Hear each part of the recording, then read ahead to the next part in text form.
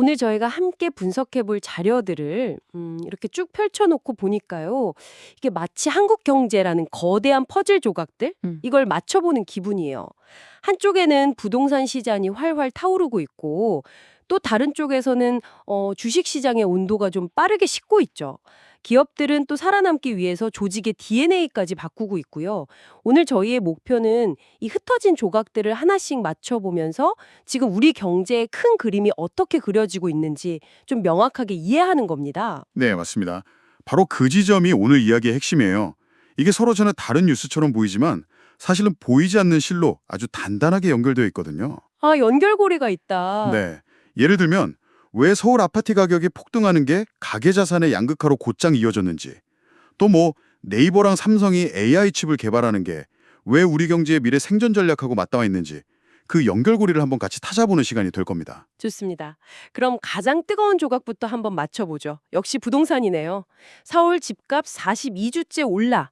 이 헤드라인이 있는데 아니 42주면 거의 1년 내내 올랐다는 거잖아요. 맞습니다. 거의 쉬지 않고 올랐다고 봐야죠. 숫자를 보니까 서울 아파트 매매 가격 지수가 한 주 만에 0.18% 올랐고 특히 송파구는 0.39%나 뛰었어요.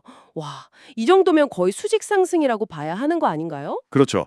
상승세 자체가 굉장히 가파른데 자료에 포함된 그래프를 함께 보시면 더 흥미로운 지점이 보여요. 아파트 매매가 변동률 그래프는 2022년에 한번 급락했다가 다시 치솟는 등 롤러코스터처럼 움직이거든요. 그런데 전세금 변동률 그래프는 최근 들어서 아주 꾸준하고 안정적으로 우상향 곡선을 그리고 있어요. 오, 그러네요. 매매가는 변동이 심한데 전세가는 꾸준히 오른다. 이게 뭘 의미하는 거죠?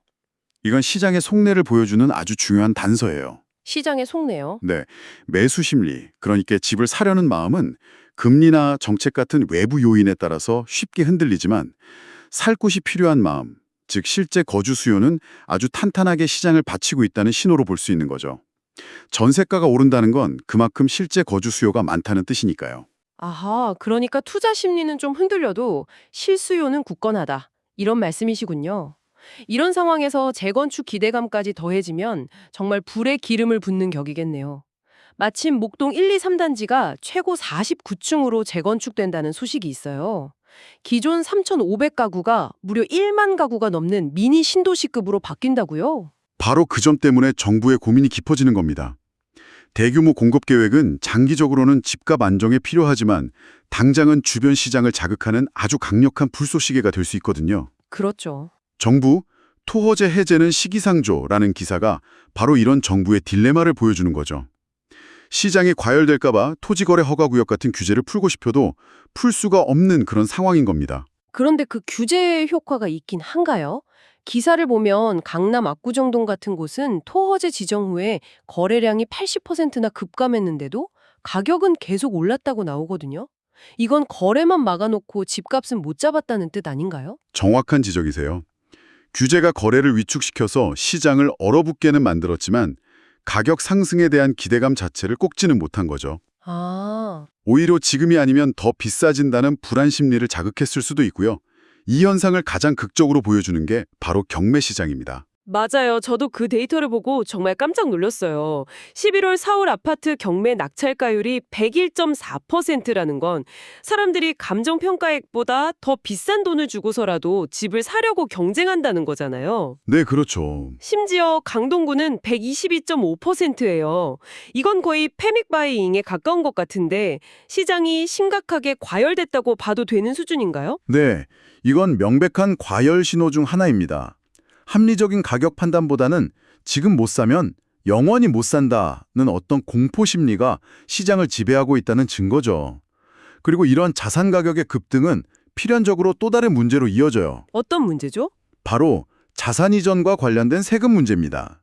강남 4구, 마용성, 고가 아파트에 대한 상속세 세무조사를 강화한다는 소식이 바로 그 연장선상에 있어요. 정부가 이제 편법 증여 같은 부동산 관련 자금 흐름을 샅샅이 들여다보겠다는 강력한 신호인 셈이죠. 부동산 시장은 이렇게 용광로처럼 뜨거운데 이런 열기가 경제 전반 특히 주식시장으로도 이어지고 있을까요? 자료들을 보니까 주식시장의 온도는 사뭇 다른 것 같은데요? 네, 완전히 다른 세상이라고 할 수 있죠. 코스닥 시가총액이 500조 원을 돌파했다. 이 소식만 딱 보면 굉장히 좋아 보이는데 실상은 꼭 그렇지 않거든요. 잠시만요. 그 부분이 잘 이해가 안 돼요. 시가총액, 그러니까 시장에 있는 기업들의 전체 가치가 500조 원을 넘었다는 건데 왜 주가 지수는 제자리 걸음인 거죠? 보통 기업들 가치가 오르면 지수도 같이 오르는 거 아닌가요? 이건 뭔가 모순처럼 들리는데요? 아주 좋은 질문이에요. 바로 그게 시장의 착시 현상이거든요. 착시 현상이요? 네.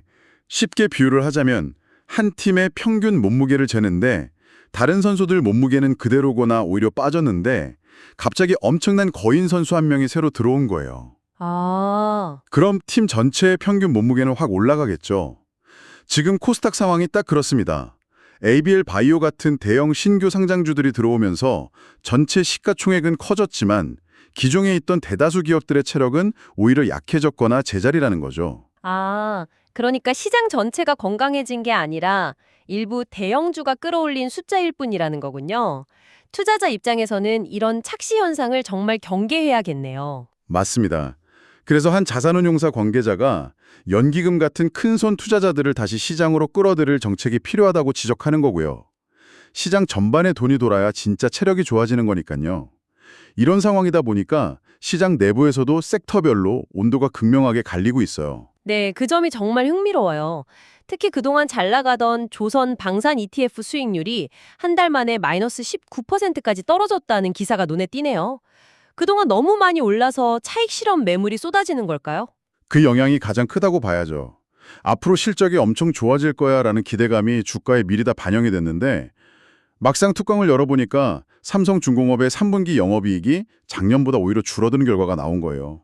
기대에 못 미쳤군요. 네, 기대가 너무 컸던 만큼 실망도 커지면서 투자 심리가 급격하게 얼어붙은 거죠. 시장이 기업의 진짜 가치, 즉 펀더멘털을 다시 냉정하게 평가하는 현실 자각 타임을 갖고 있다 이렇게 볼 수 있습니다. 그렇게 차갑게 식은 분야가 있는 반면에 AI 반도체 분야는 여전히 활활 타오르고 있네요. 네이버와 삼성이 손잡고 AI 칩을 개발한다는 소식 하나만으로도 시장이 들썩이는 걸 보면요. 검색상의 키워드에 HBM, AI 반도체가 쭉 올라와 있는 게 현재 시장의 관심이 어디에 쏠려 있는지 명확하게 보여주는 것 같아요. 이 흐름은 단순히 두 기업의 협력을 넘어서는 의미가 있어요. 지금 세계는 미국과 중국의 기술 패권 전쟁 한가운데 있잖아요. 네, 그렇죠. 미국이 중국의 휴머노이드 로봇 산업까지 견제하는 이런 상황에서 우리 기업들이 기술 초격차만이 살 길이다. 이런 생각으로 사활을 건 베팅을 하고 있는 겁니다. 이건 단순한 사업 협력이 아니라 미래의 기술 패권 구도에서 살아남기 위한 전략적 동맹이라고 봐야 해요. 와, 그렇게 보니까 스케일이 훨씬 커지네요. 이런 험난한 시장 속에서도 기술력 하나로 돌파구를 찾는 기업도 있다는 게 참 희망적으로 느껴져요. ABL 바이오가 ADC, 즉 항체 약물 접합체라는 신약 기술 하나로 최대 1조 5천억 원 규모의 기술 이전 계약을 맺었다는 소식은 정말 대단한 것 같습니다. 그렇죠. 시장 전체가 어려울 때일수록 진짜 기술력을 가진 기업의 가치는 더욱 빛을 발하는 법이죠. 이렇게 개별 기업들이 각자 도생하는 걸 보니까 생존을 위한 변화의 몸부림이 느껴져요. 특히 현대자동차의 조직 개편은 정말 파격적이던데요. 국내 사업본부와 제네시스 사업본부를 완전히 뜯어 고쳤는데 특히 국내 사업본부를 AVP, 즉 미래차 플랫폼 본부와 통합했다는 게 눈에 띄어요. 이게 어떤 의미가 있는 건가요? 그건 현대차가 우리는 더 이상 쇠물 녹여 차 만드는 회사가 아니다 라고 세상에 선언한 것과 같아요.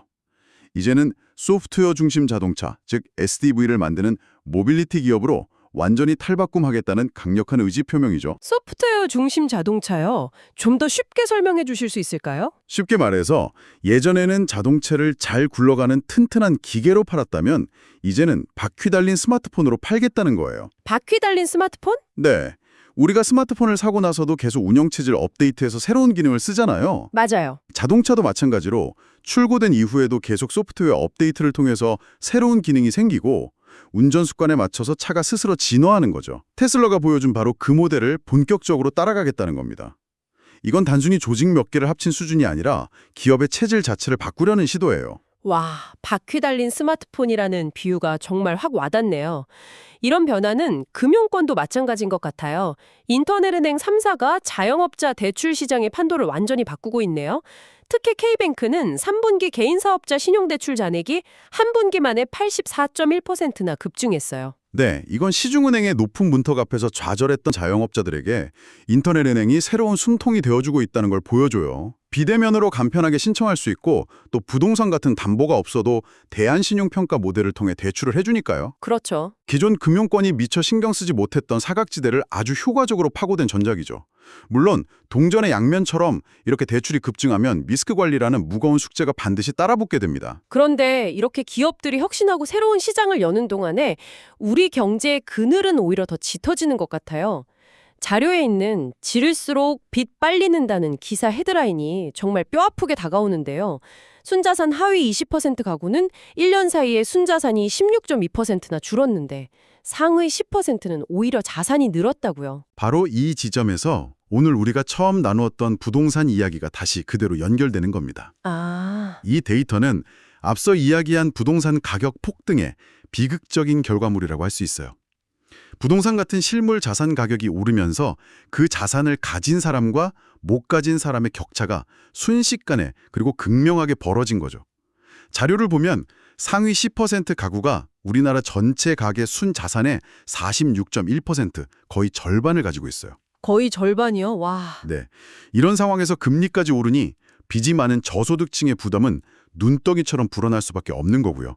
우리 사회의 구조적인 문제를 아주 적나라하게 보여주는 데이터입니다. 정리해보면 오늘 우리가 살펴본 자료들은 한마디로 격동과 격차라는 두 단어로 요약할 수 있겠네요. 부동산과 일부 주식시장은 과열과 불안 속에서 격동하고 기업들은 미래를 위해 과감한 변화를 시도하며 격동하고 있어요. 하지만 그 격동의 이면에는 자산 불평등이라는 서글픈 격차가 더 깊어지고 있는 현실이 놓여 있고요. 맞습니다. 오늘 이야기를 마무리하면서 이 자료들을 보며 들었던 한 가지 질문을 청취자분께 던져보고 싶어요.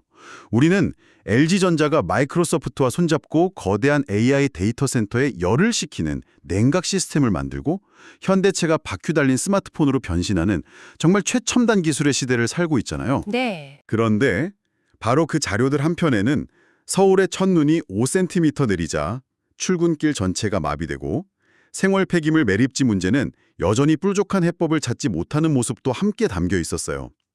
여기서 드는 질문은 이겁니다.